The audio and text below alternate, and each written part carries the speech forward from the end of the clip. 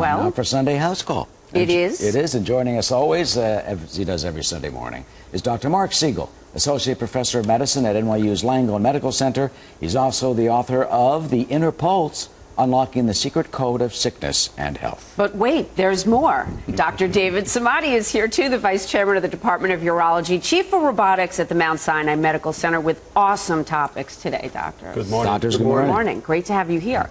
All right, well, first, let's start with this. There's new hope for millions of patients because federal regulators are speeding up the approval of new experimental cancer drugs, including some for breast cancer. Dr. Siegel, let's let you comment on this one first. Well, I'm very excited about this because usually it takes about 12 to 15 years, and I mean years, Jamie, for a new drug to get approved. $1 billion for the drug. By the time it's out, it may actually be obsolete. But what's actually happening now is we're entering a brave new world of cancer treatment because in the past, we used to try to poison the cancer, but as we were poisoning the cancer, we would end up poisoning our own rapidly growing cells. Now we're doing something called targeted therapy, where we notice a genetic difference. We devise a drug for that genetic difference, for the abnormal protein, and we target it. Or we bolster our own immune system to attack the cancer.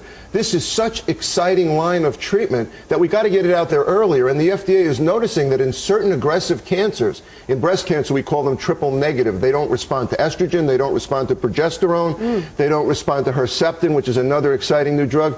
Triple negatives are very aggressive. We may want to treat before we even operate on the patient. And in order to do that, we need fast track approval. So I'm very excited about this. I'm curious, Dr. Samadi, that's why they call it targeted therapy. That's what you describe.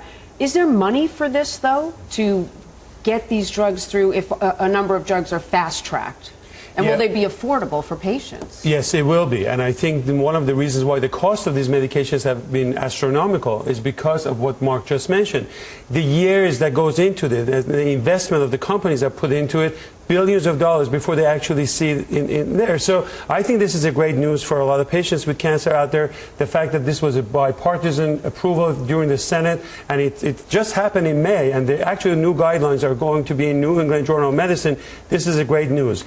The truth is that FDA has to look for safety and efficacy of these medications, and they look at the magnitude of how great these are. They look for what they call survival benefit.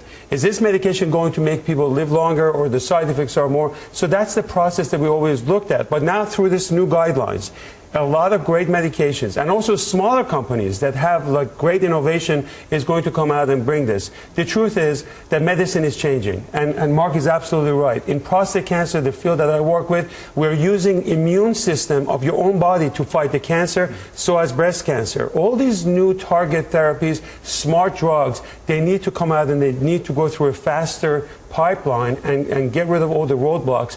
Great news. It is. How soon can we get them? Or when can we go to our doctor and say, I want this? Well, they got about 20 to 30 new ones coming out this year, more this year than ever before. And as David said, it's happening now. Happening right now. Okay. And they do something called progress-free survival. You want to make sure that the tumor is not getting worse when you're under treatment for it, and that you survive. There was a lot of report of the shortage of these cancer medications. Even we reported on this network, I remember that. And that has raised a lot of red flags, and this is the good result that's coming out of it. That's great news. It's great news for everyone right now. The FDA doing their job.